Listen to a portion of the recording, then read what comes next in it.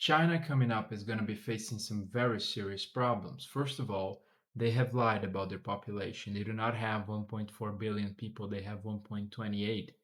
They have done so because the provinces have an incentive to lie about their population so that they get more money from the central government. And the central government has an incentive to lie about the population so they don't have to admit the disaster that the one child policy was and how many Chinese families it wrecked. And now marriage rates have come to a halt, to a grinding halt in China. They have had only 1.6 million marriages last year, I believe, and almost all births happen in marriage, right? Unlike Western cultures, China, very much like Japan, is very conservative. They only have children within the confines of marriage. And so that means no marriage, no children. And that is really going to hurt them. Today, the foundation of marriage registrations is fracturing in China. In recent years, China's marriage rates hit historic lows, plummeting by over 40% from their peak just a decade ago.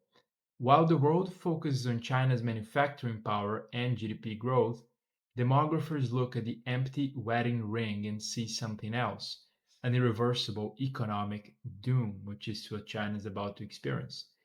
And young workers are just exhausted at their computers. And this spells catastrophe because we have to look beyond romance and look at the brutal mathematics of Chinese population. This is the same thing that has happened to Japan countless times over history and why they went to a boom bust cycle with regards to their economy. It has to do with population collapse and with having to support a large elderly population without having any productive power which comes from the youth, which is what Japan has been going through for a very long time and what China is about to go through.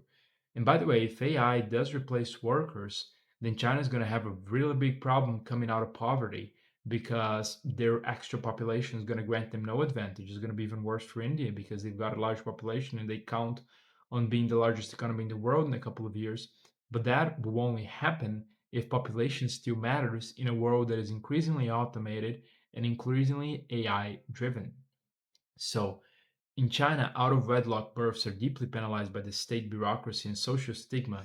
So, less than 2% of children are born outside of marriage. That's the same statistics for Japan. I believe in France, it's almost 30% of children are born outside of marriage. It's like 25, almost 30. I'm not sure exactly what it is, but it's really high. The same is true for the US, same is true for the UK. So there's more resilience with regards to lacks of marriage in these countries than there are in China, Japan, and South Korea. And this creates an unprecedented crisis. This decade, roughly 300 million Chinese citizens will enter retirement, a population that's larger than the entire United States workforce. Who will pay for their pensions?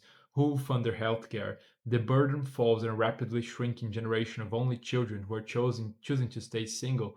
Why are they only children? Because of the only child policy, the one child policy of China, which is horrifying. This damage strikes China's economic engine immediately through its real estate market, which accounts for nearly 30% of the nation's GDP. The entire sector was built on a simple assumption: young couples would get married, pool family savings, and buy an apartment.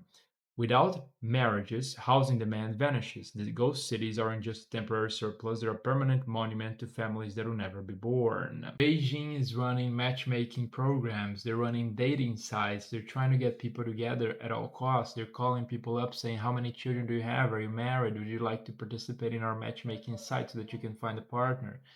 Can you imagine your government calling you and saying, hey, I've noticed you haven't been with a partner in a while. I noticed you've been awfully lonely. Would you like a partner? We can match you in their matchmaking services. And they're not trying to get your money out of you. They're doing it sort of altruistically and selfishly because they actually need you to have children. They don't want you to sell you a product like Tinder does. No, they're not Tinder. They want you to breed, to have babies, reproduce for the benefit of the state. It's such a different concept, such a modern concept, and we ought to see what will come of it. I have no idea, but I think it's fascinating, and I hope for the best. I hope for the best for the Chinese people and for the world's people, for the world's population, for Americans, for Europeans, for everybody. Everybody should be happy. Isn't that the correct outlook we ought to have? Everybody should be happy always.